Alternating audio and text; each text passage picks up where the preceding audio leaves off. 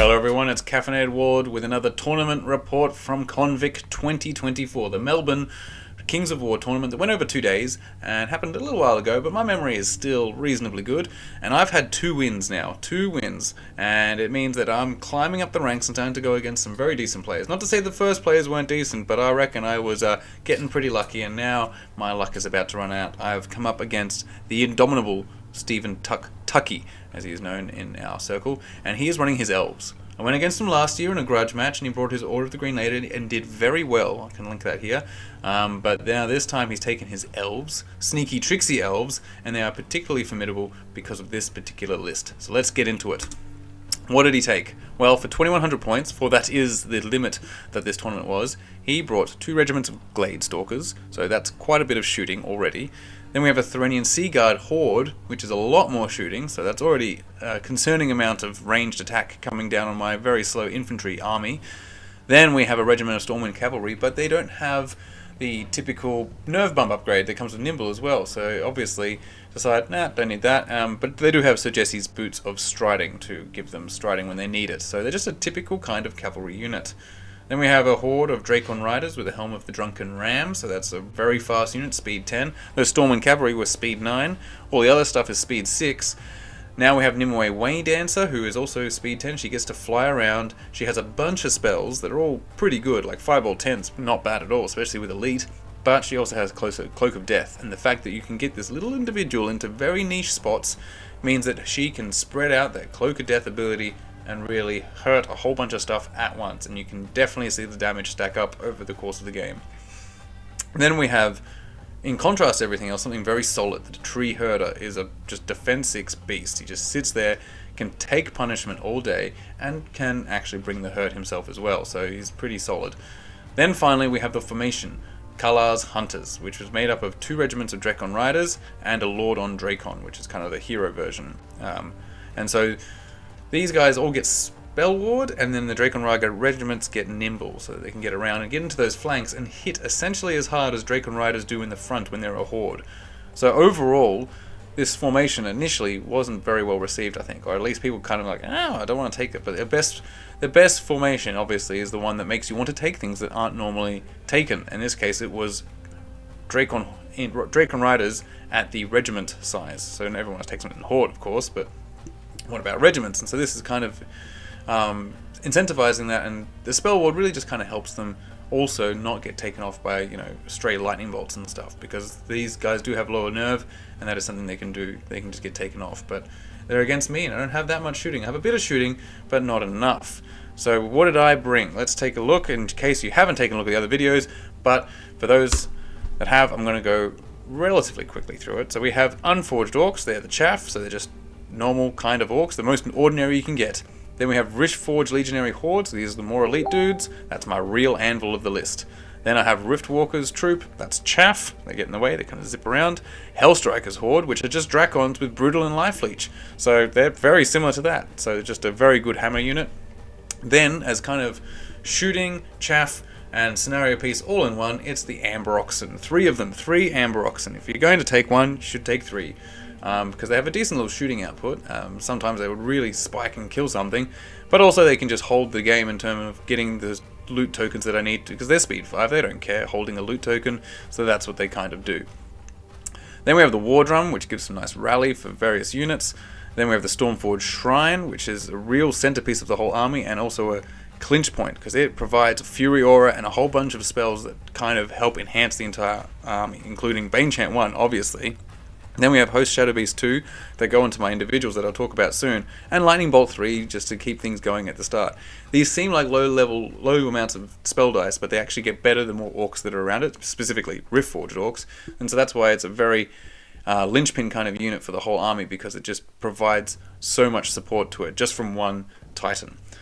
Then we have the Riftforger, so he's a little hero with just 3 attacks, but he's perfect for giving that Host Shadow Beast 2, because he will just really suddenly hurt a lot. You know, he has 3 quality attacks himself, and then you bring in 4 Host Shadow Beast attacks, he's going to be doing like 4 or 5 damage just by himself, and he adds that to the whole combat.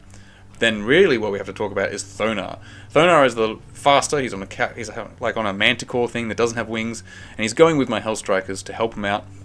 to help push their damage over the edge. And he can do that because he can spike up to, like, I've seen him go as high as 8 damage before when he rolls really hot.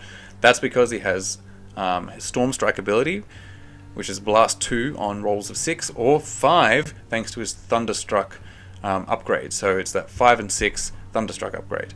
And so he is very, very solid. Although I did learn from previous comment to my battle report, thank you to whoever said that, I can't quite remember, but it's only on the roll of a 5 or 6 that his Thunderstruck ability then imposes the -1 to hit in for that enemy. So that's very interesting to know. You've got to keep track of that. It's not something you might notice. You'd be like, oh, I didn't roll any 5s or 6s, but I still hit. I did some damage. But it turns out didn't activate the Thunderstruck ability. Very interesting indeed. But now, on to the last bit of the army list. We have the formation, which is the Iron Boots, 3 regiments. 2 of them are Riftforged Legionaries. 1 is a Reborn Legionaries, which is the inspiring one. And these are all regiments that get a nerve bump, and then the Reborn Legionaries get a Wild Charge D3 aura, which barely ever comes into play. But, you know, it is what it is. It's just a good way to have regiments that are just slightly chunkier than normal. So that's the list. Lots of regiments, lots of speed 5. The only thing that's above speed 5 is really 𝚃𝚛𝚒𝚘, the Hellstrikers, and the Riftwalkers. And that's not really much compared to all the Elves, which are all speed 6 or higher. Affiliation partner of the channel, Pathfinder Game Distribution, are the only exclusively Mantic stockists in Australia. So if you're in Australasia area and need some Mantic product, be it Kings of War, Firefight, Dead Zone or Terrain Crate, then check out Pathfinder Game Distribution. Use the link in the description below or the code Caffeinated Warlord for 15% off. So we are playing Control, which is overall a simple scenario. You know, it's where the table is split up into 6 areas. So if we just draw this line here, here, and here, roughly. So you got your 6 areas that you need to control, and the one for me that is worth 2 is the one opposite middle. His one here, my side, is worth 2 for him. And so what you tend to need to do is you need to get around and start control, you know, at least, you know, 3 or 4 areas, including that middle one. So that's kind of what you have to focus on. But as I've now figured out over the course of these games, many games now, is that my army works best when it's all deployed together. So, you know, you got your infantry in the front, support units at the back, and Hellstrikers just hanging off a little bit to the side. But then I came into this game and I started to think with 2 things that needed to change, and I shouldn't have done it, but I decided to change it. First thing was, it was control. So I was thinking, as I was deploying my line here, so I was putting all of the infantry over here on this right side, I was thinking, oh, but I'm really just giving up the left side just to whatever he wants. They could just walk over and I won't be able to contest it. So I started putting stuff over here. I put my Hellstrikers, I put 𝚃𝚛𝚒𝚘, and I put the Riftwalkers here on the left side, thinking that might be sufficient to fight off everything else on the left side and, you know, contest these sides. This was silly. I shouldn't have done this. I shouldn't have split them up, essentially. Because what happened is, I've put my speed 7, my speed 10, and my speed 8 units here on the left. So that is all my fast stuff. What's over here? What speed have I got here? This is, ooh, that's weird. All speed 5. It's all speed 5. Unwittingly. Like, I did not think about speeds when I was doing this, but I did not realize that I put all my speed 5 stuff here on the right. And then all this stuff on the left is actually the fast things that I need. The consequence of that is that actually, if my army is moving up, and if it's not going at the double, his units can move back easily and get out of range each time they need to. Even if I'm starting to get really close, they could still get out of the way because they're nimble. They could really just go whoop back. So what I've essentially got here is just a whole army that is outsped, and then all the stuff that could have at least helped improve that threat range is over here on the left. So yeah, I see this deployment and I just cringe because I'm just like, oh, why did I do that? Because this is the #1 rule of my army that I have learned now, is that they just can't be split up. Even though, and this is always the tempting thing, you split it up because you think, oh, well, what if the Hellstrikers, you know, hit one unit in the turn and then they can start cascading through the flanks, and then my orcs are coming in. Obviously, you know, you just get these little daydreams going that are dangerous to indulge, and that is what happened here. Now, let's get actually into the proper deployment. So we already know Riftwalkers, Hellstrikers, and 𝚃𝚛𝚒𝚘 are on the left. Behind the forests, they won't get shot unless I want them to, but that's where they are. Then we have here in the middle, all by himself, little Lambrox, because I was running out of room. That was the other annoying thing, was that this blocking terrain was forcing me to have to pick one side or the other, and my whole army doesn't actually fit one side or the other, because it's pretty much that is in the middle. And so I opted to just pick one side, and so I picked on this right side mainly because there was less terrain. Like you look over here, you're like obstacle, obstacle, forest, you're like, oh, there's a lot of hindered. So I decided to put them over here on the right. And so that's all my infantry here with the support pieces behind it. You can see this is the horde, then we have the unforged orcs, then the formation pretty much all here on the far right there. Amber Rocks in between, War Drum, Stormforged Shrine, and then there's just the other Amber Rocks in the middle. So that was my army, and I was thinking, okay, alright, I've deployed, ready to do control, and I've deployed avoiding this blocking terrain in the middle, but obviously he's deploying out here, and his elves can really spread out a whole lot better than my army can. So he's spread out his entire army with whole components of it that can readily relocate. So the core part of his army, we have these are the two regiments of Gladestalkers, so Gladestalker, and there's the Tree Herder in between them. That's the Horde of Threnian Sea Guard, backed by the Stormwind Cavalry behind them. There's Nimue Way Dancer, and this is the Horde of Drakons. But then flanking either side, we have the Drakon Regiment there, and another Drakon Regiment and the Drakon Lord. So we have this kind of middle, kind of slowish bit, and then over here we have the really like fast, nimble, and they can pretty much redeploy if they need to. And so all they need to do is stick around long enough just to tempt me out, and then they can just bugger off if they need to, and they will. So in terms of terrain, we have a forest here, obviously, that's what's shielding my Hellstrikers, and the other forest on the other side, and I've got the obstacle both there together. So yeah, very annoying for my army because it's just so much difficult terrain, but it's not so easy for his either. So we have the flat piece of terrain there, and then a hill right there, flat, hill, and then the two blocking terrains just kind of almost opposite each other in the middle, and almost dividing the whole battlefield in half. So looking at this, I also didn't know how my army. In retrospect, what I probably should have done is just copped the hindering on the left here and deployed my entire army as a line there. Don't know why it's doing that kind of jumpy stuff, and just moved up like that. But you know, it's hindsight 2020 and a brain that's working now, as opposed to a brain that's done 2 games, feeling pretty good about itself, and coming up to the 3rd one and wondering how the hell do I get across without being shot to pieces.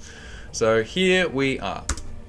Now, one thing of special note that I need to highlight is that these are all Mantic models. So Tucky has gotten the Mantic Elves. I think he had them for ages. I remember him talking about it in group chats before, just saying he had Mantic Elves and he couldn't bring himself to do them. And he's pushed his way through them, painted them all, even done unique shields, and made this whole elf army. So that's the Tree Herder, which is actually quite a good model, and you can 3D print it now from the vault. And it kind of reminds me of a classic Ent more than like the Tree Man from the Wood Elves.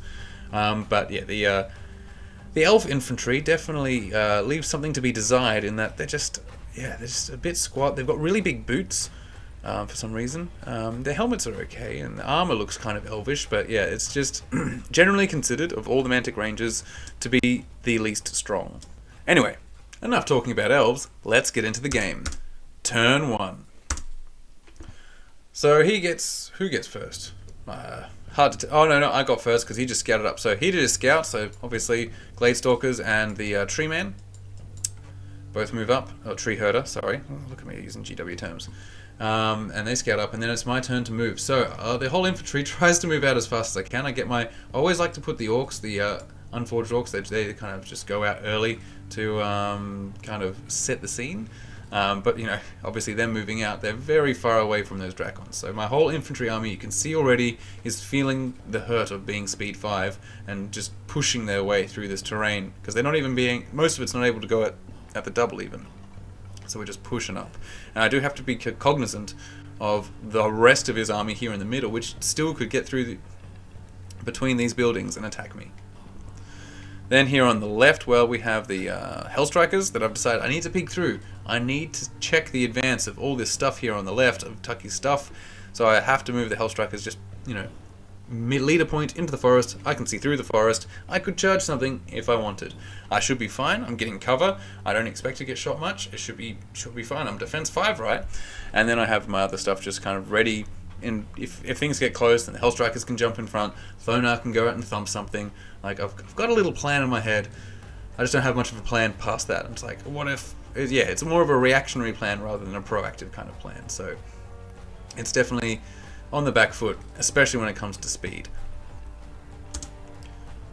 So here is 𝚃𝚒𝚜 moving up. Yep, so 𝚃𝚒𝚜's now moved up. He's moved his units. They've a whole bunch of ranged units, and they just start peppering away. 1 damage here on the Hellstrikers, not so bad. And I believe I got some on the Horde of Orcs where he was peppering into that as well, so some damage. But nothing too bad in turn 1. Turn 2, however, things start turning up. So this is slightly blurry action shot. I do apologise. But the Hellstrikers fully moved into the forest. I'm not sure why I did. I guess they got the same amount of cover and I wanted to be in range, so I moved up so things would be in 20 and be like, alright, what are you going to do? 𝚃𝚜𝚜 has moved out here to perhaps tempt 𝚃𝚜𝚜's hunters into attacking. It would definitely be hindered because there's a bit of forest there, so I was hoping like, oh come on, attack my 𝚃𝚜𝚜. And the Riftwalkers just hanging back because I know if I put the Riftwalkers in front, they will get shot and they will not enjoy it. Then we have the rest of the, you can see the whole infantry still moving up. We're kind of sweeping across in a broad expanse, and I really should be paying attention to my flanks because there's this, he's kind of sent out his Lord on Drakon out on the right, looking for a flank, just like, oh, what can I see? Can I hit that? Can I hit that? Where's a gap?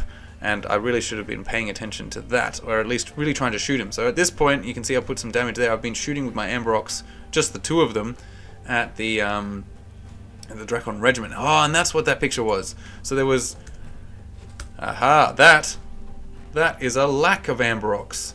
So yeah, this is a this is dead Amber Orcs. So yeah, I put that guy in the middle.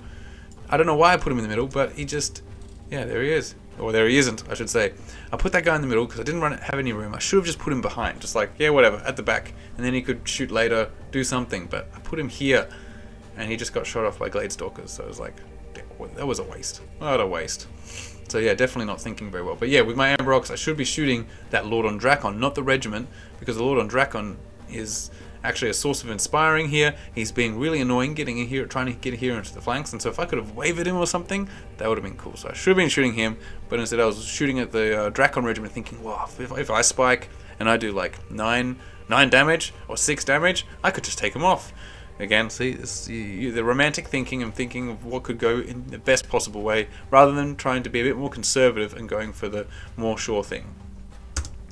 So yeah, but 6 damage. Oh well, speaking of 6, I did do 6 damage, so not bad. And that does look like they're wavered. So I have wavered these guys, but it would have been better if I wavered the others. So the other being the Drakon Lord.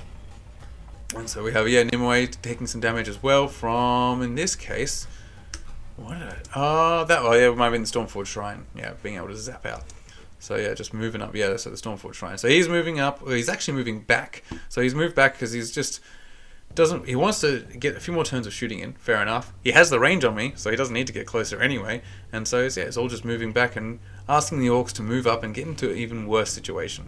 I see now what you're doing, 𝚃𝚜𝚜. He's just waiting for me to make a real big mistake, just moving up here, which I definitely will be, because I was not watching all the different angles. And then this is what really started to spook me. So before it was 1 damage on Hellstrikers. 1 damage, no problem.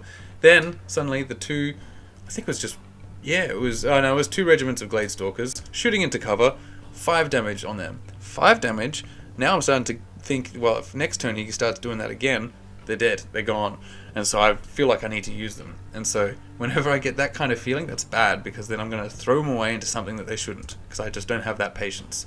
And here's the first attack. So this is where the Drakon Lord comes in, hits an Amber Orcs, and has the ability to turn, and just, we definitely checked, just get out of arc. There it is, Drakon Lord. So if he hit there, yeah, I'll easily see him. Boom. So I can hit, it will be a flank charge. And he only has 5 attacks, but he managed to kill the Amber Orcs, who is inspired, and turn. And so now he is in a flank. Nothing can do anything about him, because nothing's looking at him in any way to respond. And so now I've just got a Drakon Lord just sitting here in this perfect little nestled location. So that was actually really risky. I think we worked out it was like 50% chance that it'd just go terribly. But he decided that that was better than trying to go into any of the flanks here. So he had a flank here on the Orcs, and I was like, yeah, take it, because then I can hit you. But he didn't take that, because it was the trap. And he went for this one with the idea that he could just sneak in. And he did. So credit to 𝚃𝚜𝚜 for seeing that. And also credit for just trying it out. So that's how he got there. So now I have a Drakon in my midst. Turn 3. So now it's down to be desperate measures. I've got a Drakon in my mist, my Hellstrikers are getting hurt, so the Hellstrikers just go, alright, let's get out of here. I send them into the main offender of causing this damage to them, and that was the 𝚃𝚒𝚒𝚜𝚜. I was thinking, okay, if I go to the 𝚃𝚒𝚒𝚜𝚒, 14, 16, flying in, should be able to kill them, because, you know, I'm pretty much just hitting them on 4s, because I am hindered, unfortunately, because of this terrain. But 4s and 2s should be fine, right? And then I can turn, face what I need to. So maybe I'll turn, face the Strider, Tree Herder, or maybe I'll have to face the Drakon Riders. But, you know, there's not much really looking at me apart from the Herder. Maybe I can cop the Herder. I'm not really sure what my plan is. Actually, at this time, I'm looking at it and I'm just thinking, why did I do that? But yeah, when you start getting scared with that much damage on you, you don't really know what to do. You know, it wouldn't have happened that if I had them over here. They would have been like my third wave if I had this unit here. But, you know, hindsight again. So yeah, my Hellstrikers are in a terrible situation that are trying to take out the 𝚃𝚒𝚒𝚜𝚒 and then hopefully turn one way or the other in a favourable way. And my Riftwalkers are just kind of left behind because they can't keep up with them, so they're just kind of stuck behind. So they couldn't even come out and act as chaff, where they could maybe plonk down here and stop the Tree Herder, or plonk over here, because it's all going a bit out of control, and I did not like it. Here on the right, I've decided, well, yep, there's a Drakon in my midst. I might as well just get moving.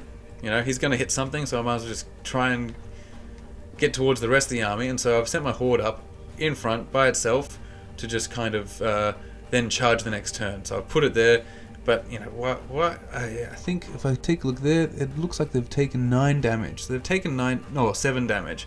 So I'm getting a bit, you know, taken some shooting the whole time, and then I'm soon going to have Drakons flying into them, so I'm thinking I've got to get up close so I can at least charge next to them. I've got to threaten them. And the Unforged Orcs are going up against these the Drakon Regiment to try and threaten them. So it's a whole bunch of stuff just trying to like get close to them, but obviously this is what he wants. He wants me making these desperate moves, and here we are. I am now in desperate situation, sending up my infantry, and behind them are all the stragglers, so nothing, if anything dies, nothing can really threaten it.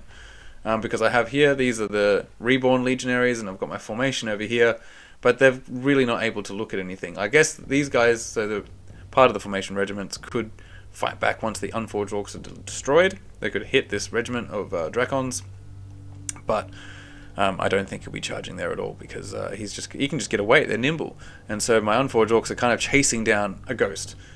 They are in a good position, at least for scenario, but that's about it. And then yeah, so. And my Shrine is trying to turn this way just to keep in check the Drakon Lord, because the Shrine is pretty good in combat. But yeah, we'll see where that Drakon Lord goes, because the Drakon Lord can go into the Riftforger, Riftforger is very good at stopping these kinds of flying heroes, but he can also go in the flank of the Reborn, which I'm not too worried about, because it's still just 10 attacks, and the Reborn Legionaries are very high nerve, and they're inspiring themselves. So you know, I'm not too worried about that. But at the same time, it's still a Drakon Lord that I need to put down and deal with the rest of the army, because right now I've lost an Ambrox, and I'm about to lose some Hellstrikers, but not so imminently. That picture of that Drakon Lord. And so, yep, here we are. So I failed to take out the 𝚃𝚒𝚒𝚒𝚒. I don't think we can see how much damage it is, because it's a blurry action shot, but I'm getting flanked now by the Calar's Hunters, the Drakon Regiment, so in they go, and so I've got 6 damage now, but it's not going to be much longer. Yeah, 5. Oh, that was the life leech, I guess. I remember the life leech afterwards, but not gonna help. And then I do get charged here as well, so we got the Stormwind and the Drakons at once into my already damaged Riftforged Orcs.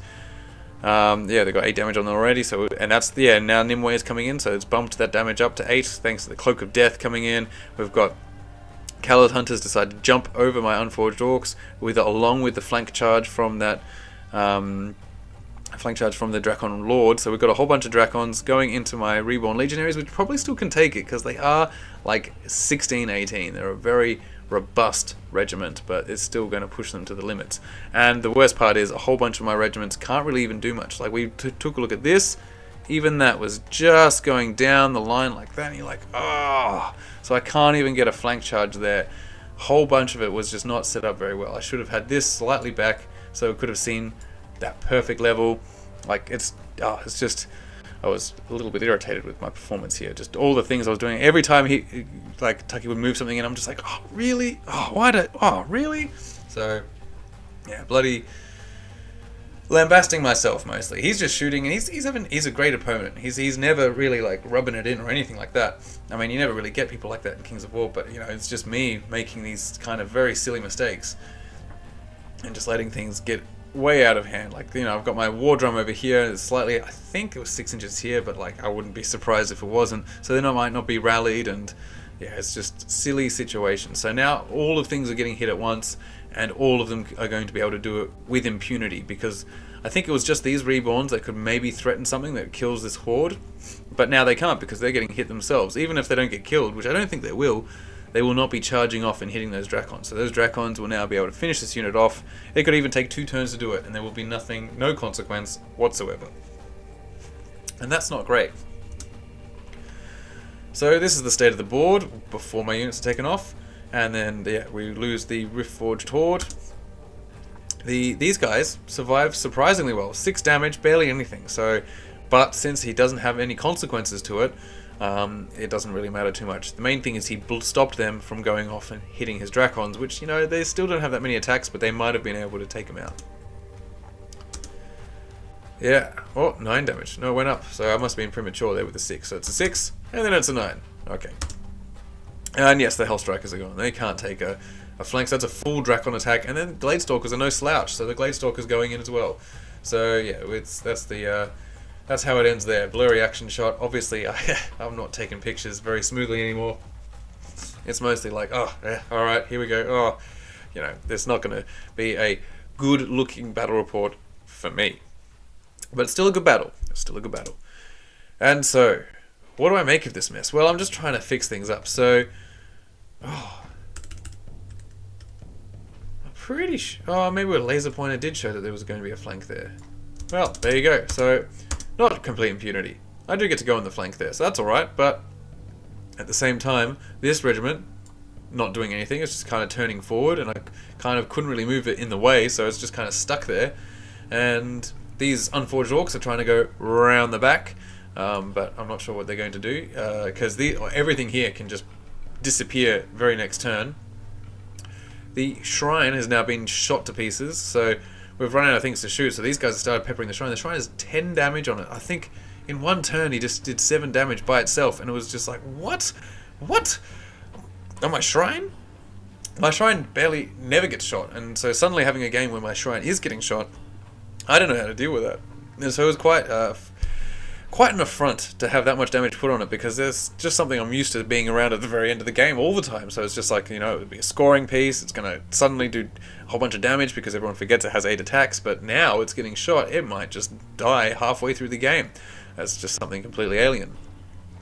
What I do here is I do turn my Reborn Legionaries and the Riftforged thinking, okay, it's time to take out at least this Drakon Lord, because he is going to keep going in the flank, and then if I can do that, I can turn this way, and these Drakons should be dead too. So it should be dead Drakon Lord, dead Drakon Regiment.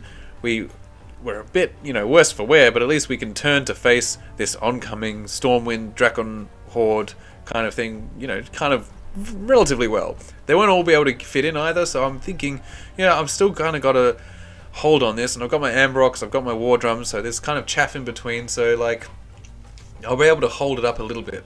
Right? Over here, Thonar's going to go into the Drakon Regiment. I'm thinking, yeah, Thonar's just going to thump him. He's thumped weaker things before. That's the plan anyway.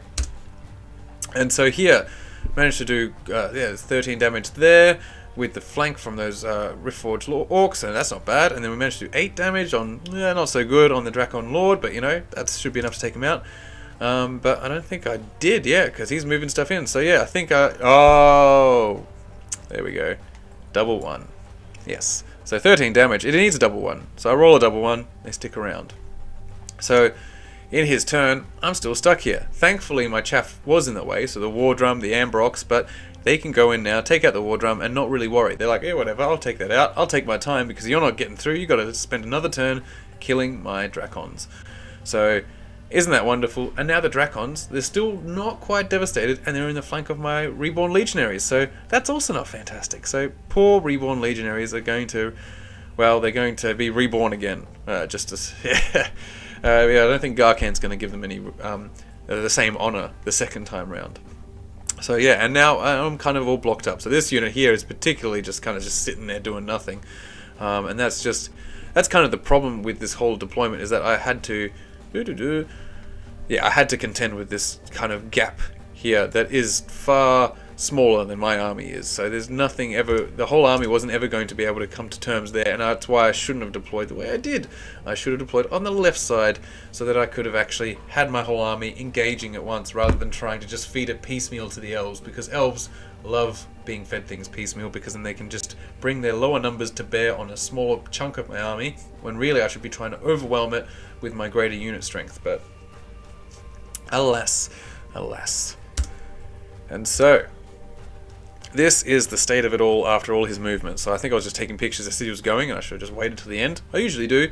But yeah, Stormwind Cavalry into the Shrine, Drakon Riders into the War Drum. Now nothing is in range of my Orcs, who are just kind of going around the back of the building for fun. I guess they're going to score some scenario points at least.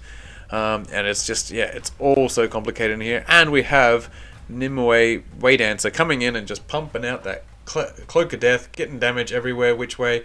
You know, these guys are up to 10, the thing's up to 11, everything's very much damaged, and it's not looking good for the Riftforged Orcs. 𝚃𝚌𝚜 didn't even manage to take out the bloody Drakon Regiment, and he should be able to just thump that and then go and hopefully destroy the Gladestalkers. That wasn't a plan, but it was just a hope. But no, he's getting stuck there, and so it'll take a long time to get through there, and they're just going to be able to fly off. And then the Riftwalkers, after seeing the destruction and the dismal, I guess the dismal fortunes of the Orcs, decide to slink back behind the forest. They're like, you know what? We're just gonna score this quadrant, Hextant. Okay, that's a pretty good idea, guys. Eh, right? Yeah. We'll just stay here. You guys do all the fighting, and we'll just hold the scenario. So that's what I decided to do with them. It's like there's no point. They could come out and they're speed 7, so they're gonna come out here and be like, hey, we're here to help, and just get shot. So I decided at least I should try and play for some scenario. So I held them back. But it was not a decision made out of any kind of tactical genius. It was merely necessity. Yeah, so the Stormforged Shrine is gone. Took a whole bunch of damage from the cavalry, because the cavalry are good, especially when they're coming off a hill. It's bloody awful for him. War Drum gone, so there's my support pieces, both of them gone. Took a bit of damage from the Drakon Horde. Here, well, we lose our Riftforger. He decided to attack the Riftforger, so the Riftforger is dead. And the flanking Drakons take out the Reborn Legionaries, so now we're just left with the 2 Riftforged Legionaries and this blurry action shot. I do apologise. And there we have the Ambrox. There's really not much left, no inspiring left, so these guys are all feeling pretty dismal. And what are we looking at here? I think I just same, I suppose. Just more pictures, and off they go, running around with 6 damage on them. I think they've just been taking some shots along the way, but off they go. Turn 5. So turn 5, it's time to continue mopping up for the Elves. And so what that involves, well, it looks like we've got Drakons going into Ambrox, and oh no, this is my turn. So I think I've sent the Ambrox into the Drakon. I'm like, just try and ground them. These Orcs are going into the rear of these. Let's see. Yeah, so they're going into the rear of those Drakons. Not bad, but they're devastated, so it's really unnecessary. I could have gone into any part and just needed to roll the nerve test. That's all I need. And I'm trying to take out this Drakon Lord with this regiment that's finally turned around, but, you know, geez, I just can't get through it. And 𝚃𝚌𝚜, again, just trying to get through those Drakon Riders. And these guys just staying and scoring. Good on ya! And so where are we going to get some outcomes here? So the Drakon Regiment, I think I finally destroy, so that's pretty good. But still, there's a whole Tree Herder and the regiment of Gladestalkers that are scoring there. So the Gladestalkers are actually going to go walk over into they're going to walk this way with their 2 unit strength and take it off the Riftwalkers. The Tree Herder merely needs to stay in this Hextant and just score it for himself. Over here, yes, all the regiments are gone in return, so I do manage to take out the Lord, it seems, but yeah, I do not manage to do much else, because then after that we've got Stormwind Cavalry coming into one, and then we have Drakons coming into another, and it just seems, yeah, without the inspiring, there's just not enough holding the Orcs together. They are 15-17, not bad, but by this point they're just too tired, and we lose it all. So this whole area, and then somehow I even lose... Oh, no, the Ambrox is still there. Good on you, Ambrox. But yeah, somehow I lose the Unforged Orcs, but I think that's just more shooting because we have... If I look back here, yes, it was the Sea Guard that decided that it was time to shoot at my unit. So they were just shooting as they could see them coming around the corner. So I went a bit too far. I was obviously, at that point, I was way back here trying to get around and maybe hit Dracons that were once there, but eventually they were gone, and instead I just had Sea Guard peppering me the whole time. So in this slide here in turn 4, there were just no wounds, and then by the time we were looking at them later, they were like on 6 wounds, and then they were gone because there's no inspiring. So overall, this was a good exercise in how not to play the Riftforged Orcs in terms of the infantry heavy list. Don't let it all go off by itself, don't let it get isolated, don't try and feed piecemeal to elves. And even if the table is starting to make it look like you need to split up your army, do not. Keep it all together, and then just try and play the army as best as it can, so that it can then hopefully just win scenario by virtue of surviving. Rather than splitting it up, it's not surviving, and therefore you can't win scenario anyway. At least, that's what I think. I will show in later games where I have taken this really to heart and use it properly, because this was definitely a teachable moment in terms of trying to see how my army can be maybe bent to work how it shouldn't, and it just doesn't want to. It just sprang right out of my hands. Obviously, in this situation, there were things I was doing that weren't perfect at all, like the way I was moving up and starting to get scared of the shooting and jumping ahead of the gun, but really it was the fact that my whole speed 5 part of the army was separated from anything else that had any speed at all, meant that I just was always on the back foot and going to be receiving absolutely everything. I didn't even have any chaff there, for instance. I didn't have any chaff units that I could put in front, so everything had to take a charge, and especially when it comes to, say, like a horde of heavy infantry, they will get multi-charged by the most terrifying things, and in this case they were. It was the Stormwind Cavalry and the Dracons. So thinking about that now, I shouldn't have split them up, because I definitely needed my speedy components to either act as chaff or just to really layer up. What I should have done, not spread out as much either. If I wanted to have it all over on that side, I should have had it all in... why am I doing this to myself? But yeah, I should have all had it in layers, in more layers, and more just trying to occupy that side so that my sheer unit strength couldn't get through. But, you know, I was just tempted to try and win the scenario, spread out and capture sides that I shouldn't have even contested, and just should have just left it over there. The tree herder wouldn't have been able to make it across the entire battlefield, and so it would have just been left there, and that would have been fine. I could have been happy with that, but instead I decided to put stuff over there, stuff that they could then kill. So, you know, that just seems to be how I played it, and I shouldn't have played it that way. But anyway, it's done. 𝚃𝚒𝚡 is a fantastic opponent, as always, and I was a bit down at the end, and I said, oh, well, sorry, you know, just getting shot by elves is not the most fun thing, but it wasn't even the worst kind of elf list. I've seen some elf lists out there that, like Florence, geez, that was a lot of Gladestalkers, and Steve was not enjoying that, but, you know, this...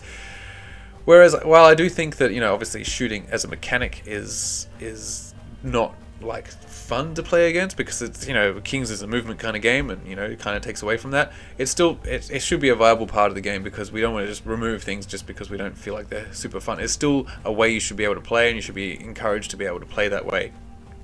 But, and I didn't think that shooting was even that offensive in this game. It was just, in certain situations, it made me act a bit more rashly than I should have.